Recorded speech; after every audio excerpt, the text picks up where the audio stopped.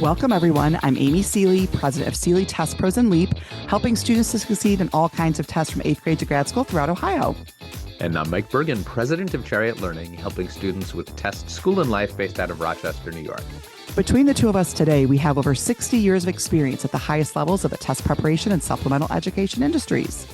We both love to talk and learn about the latest issues in education, testing, and admissions. So let's get down to tests and the rest. The fascinating topic we want to explore today is true college ROI.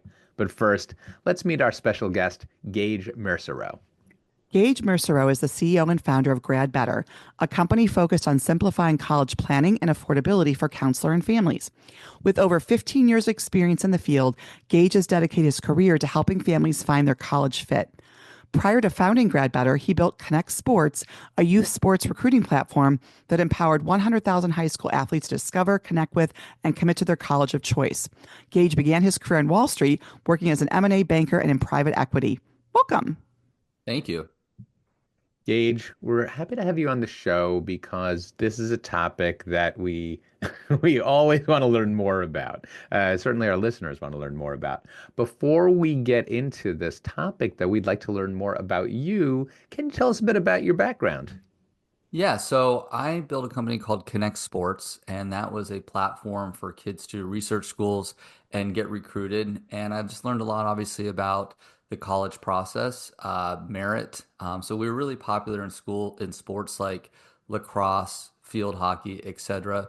A lot of families were going to D3, Division III NCAA schools that weren't giving athletic, but they were getting a lot of merit. So I just learned a lot about kind of the financial and all the considerations that families go through.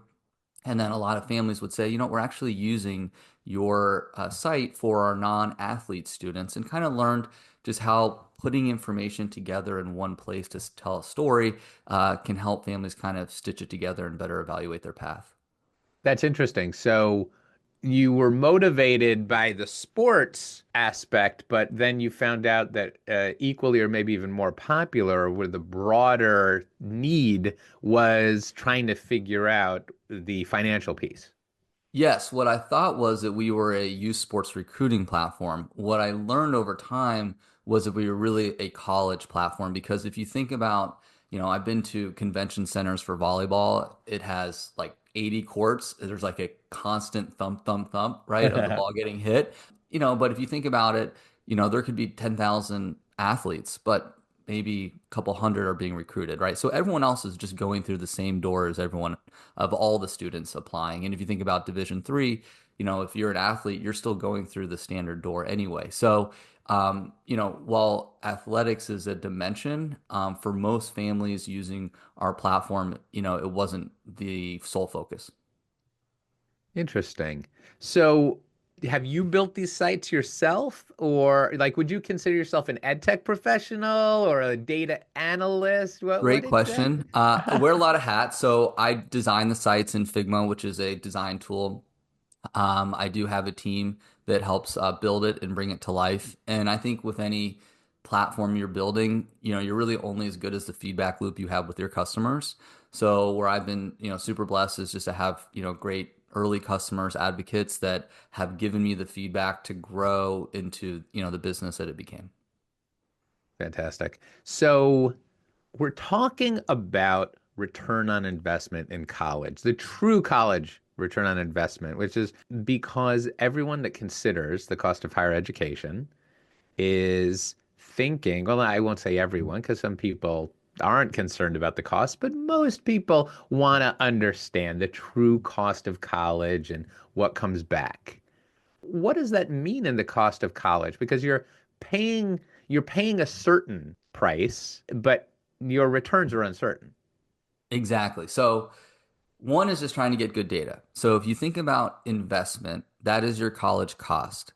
And that can be really hard for families to understand going into the process. So there's the factors of need and merit. Those are the two ways to effectively discount your price. And there's actually a Nukubo study that for about top 340 colleges, private colleges, they're discounting tuition over 50% now. And that's increasing every year. So there's kind of two trends. The cost of college is increasing and the discount is increasing. That's just creating a big black box. And so for families, let's say that I want to buy a Volkswagen. I can go to a Volkswagen dealership. I kind of know how much it costs.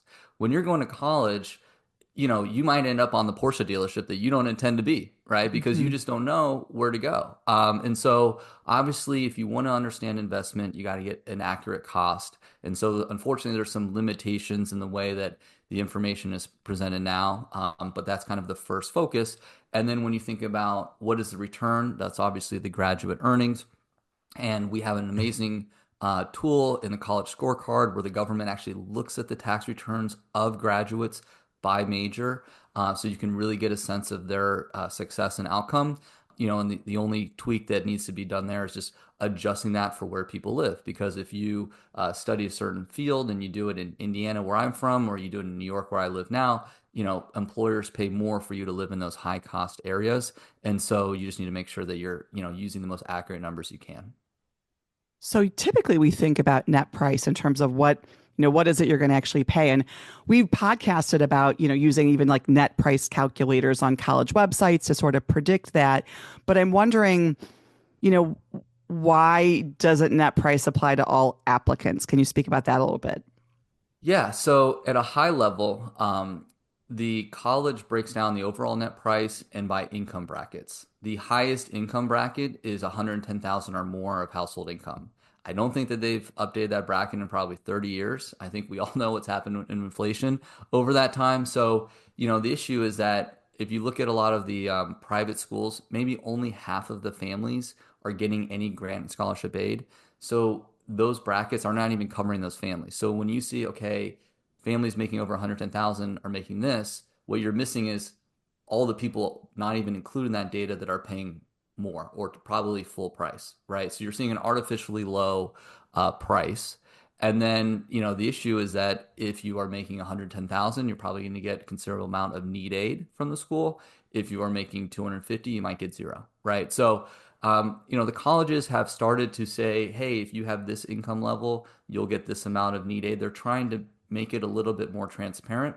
But as colleges have gone to a high cost, high discount model, it's been harder for people to kind of figure out their price overall.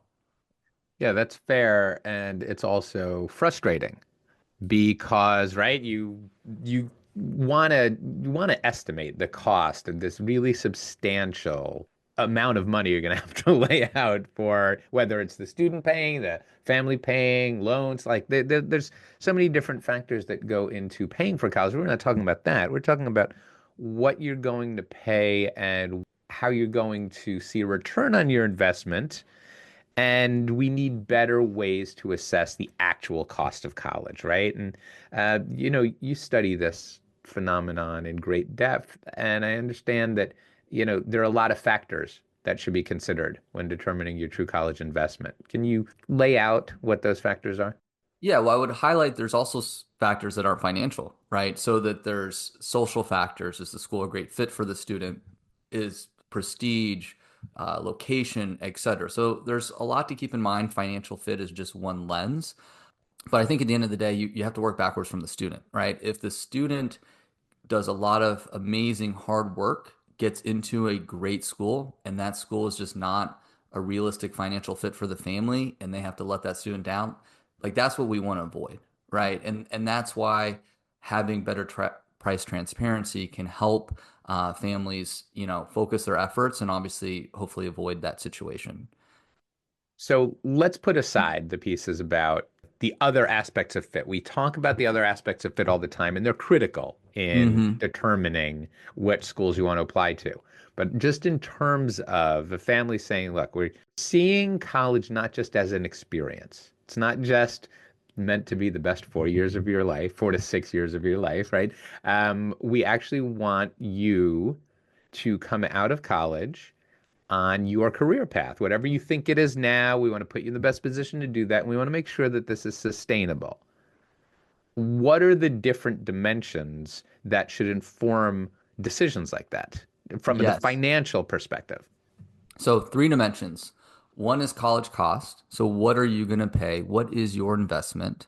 That's going to help you understand effectively what's your funding gap. So if you think of your college cost less your budget, so let's say that college is going to cost 300,000 over 4 years. minus 100,000 in your 529. So you have a $200,000 funding gap. So what's that going to equate to if you finance that? That's going to let you know, obviously, the debt repayment or loan repayment you're going to have from your earnings. And then we're going to say, okay, what are your earnings based on your major? Obviously, if you study computer science or you study dance, there's very different earnings profiles.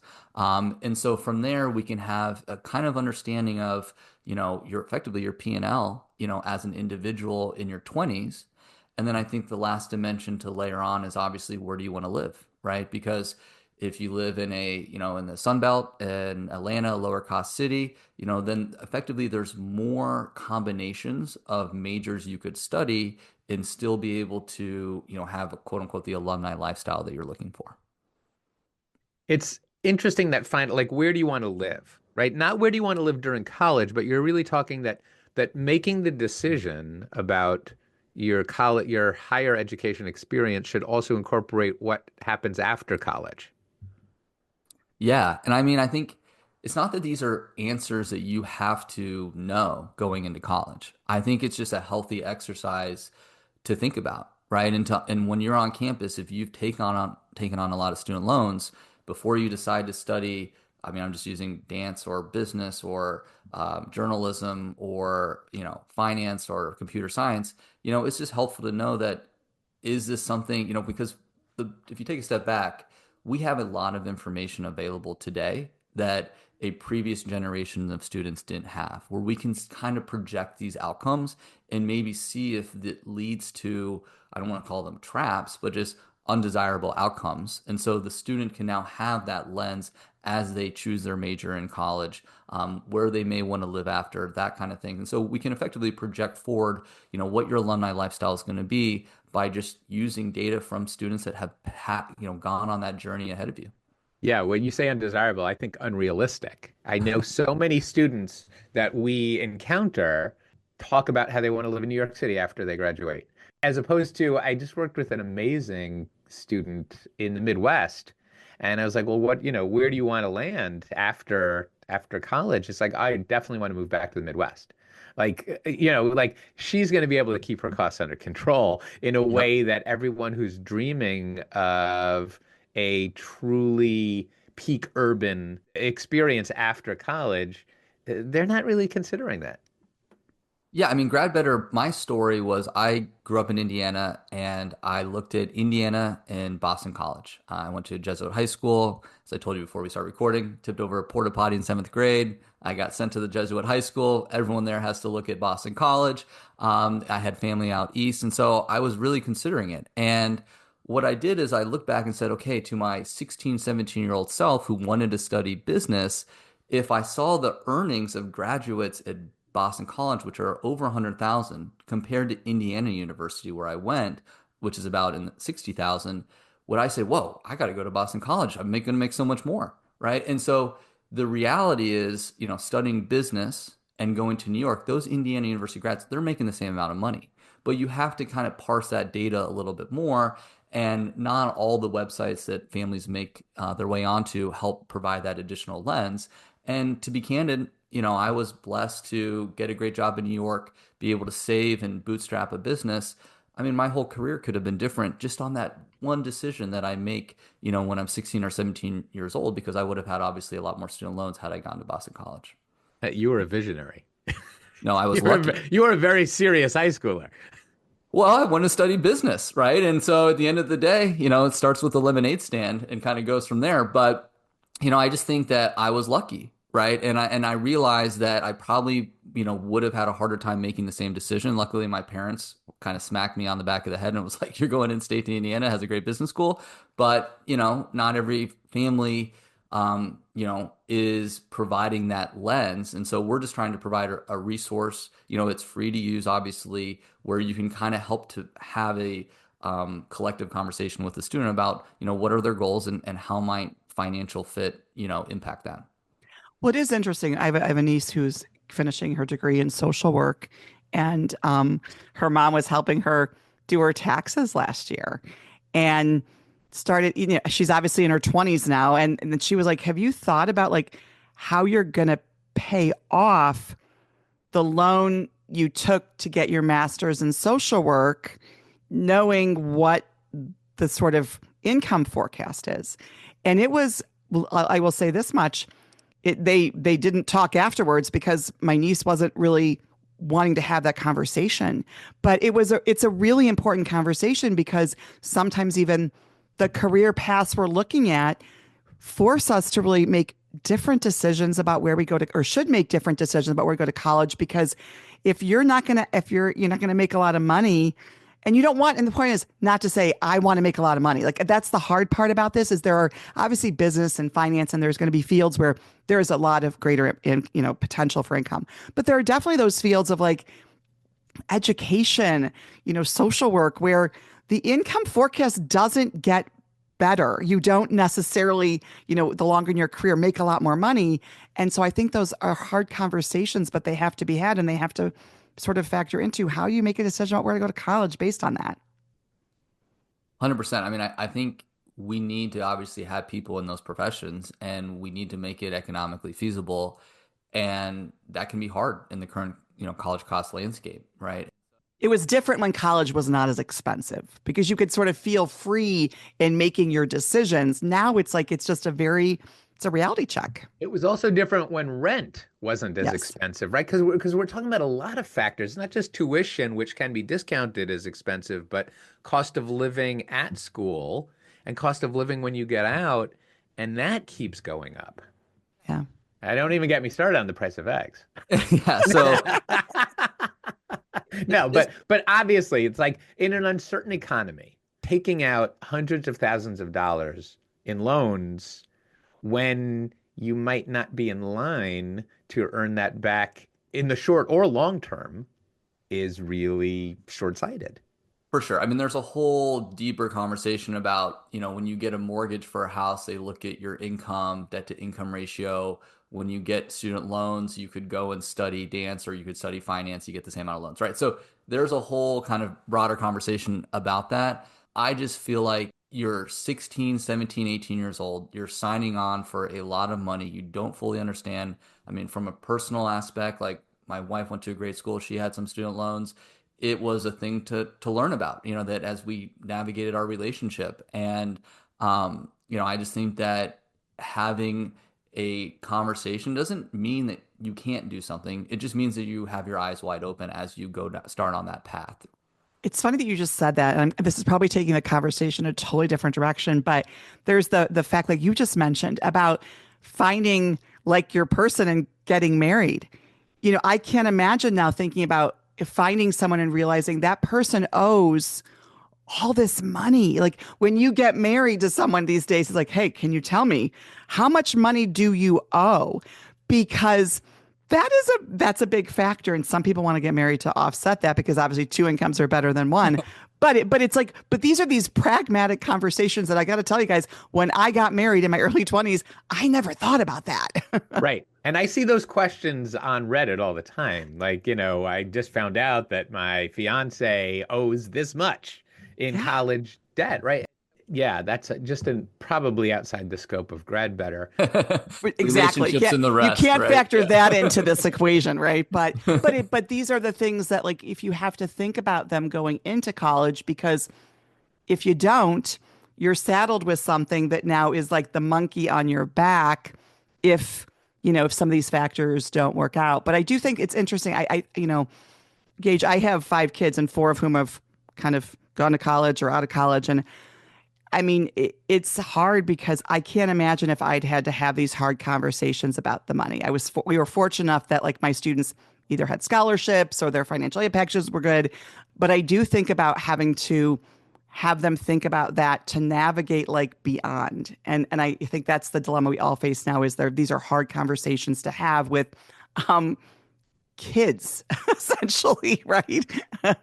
Who are aspirational and everything looks rosy when you're looking at picking a college, but then there's the other side of that. So yeah. Yeah, and I would just say like merit's a big part of our platform and families, merit's available to all income levels. And so there's a lot of families that use our platform where there are full pay families, right? But they still believe it's a healthy exercise for their students to come in and just try to understand and piece this together. It's the same thing as why we should be teaching financial literacy in school more, right? Or what happens when you take out a car loan, so it's just preparing people to become adult. And I think being able to help, a high school student understand how these dimensions project forward, like I said, at least helps them have more awareness of the path that they're choosing. Absolutely. You shared your own experience considering factors before making your final decision on where to go to school. I know that financial factors determined where I went to school. Can you give an example? You've got an entire database at your fingertips with GradBetter. Can you give another concrete example of how somebody might make decisions considering the cost of a college, the location of where they want to live after college, and what they want to study?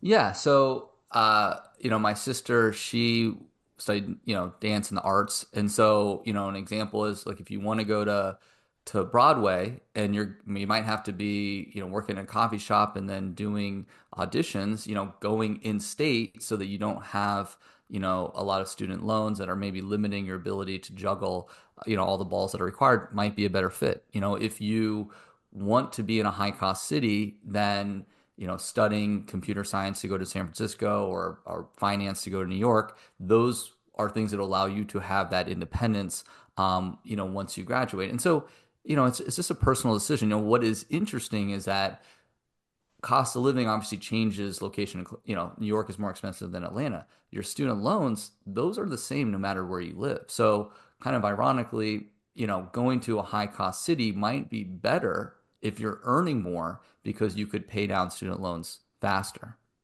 Clarify that a little more. Yeah, let's say that you have $1,000 of student loans, and that's going to be $1,000 in Atlanta. It's going to be $1,000 in New York. If you go to New York and you're working and doing the same job in a city where the employer is going to pay you more because it's a higher cost of living city, that might be beneficial for you because you might be able to pay down your students' loans faster. Yeah, that makes sense. All right. So we've discussed a lot of like assessing true college ROI. Are there any factors that we missed? Yeah, I mean, I think that understanding that the net price that you see is not a number that you should wed yourself or believe in is important. So, for example, the graduation rate that colleges show is typically a 6-year graduation rate. Understanding the 4-year graduation rate is super important, and understanding the percent of graduates that graduate on time, because that's the biggest dimension that can blow up your budget or the amount of student loans you have is simply just not graduating on time. That is a very smart point. And I think that we'll end on that because that's so important to consider. It really has been fantastic to speak with you about this topic, Gage. Unfortunately, we're out of time. Thank you so much for joining us. Thank you. Appreciate it. If listeners would like to get in touch with you, what's the best way for them to do that? Yeah, they can just go to gradbetter.com. There's a link to colleges at the top so they can start perusing for free. And then you'll see contact information to reach out if you have questions. Awesome. We hope you enjoyed this discussion as much as we did. Be sure to join us for another fascinating topic and guest on the next test and the rest. Did you enjoy this episode as much as we did? Find expanded links and more for this and all of our episodes at our show page at testsandtherest.com. While you're there, be sure to explore everything the larger TestBright site has to offer, including real, expert, unbiased answers to the toughest admissions testing questions. Of course, we'd love for you to rate, review, and subscribe to Test and the Rest on your favorite podcast platform. If there's a topic or guest you'd like us to feature, just let us know and spread the word.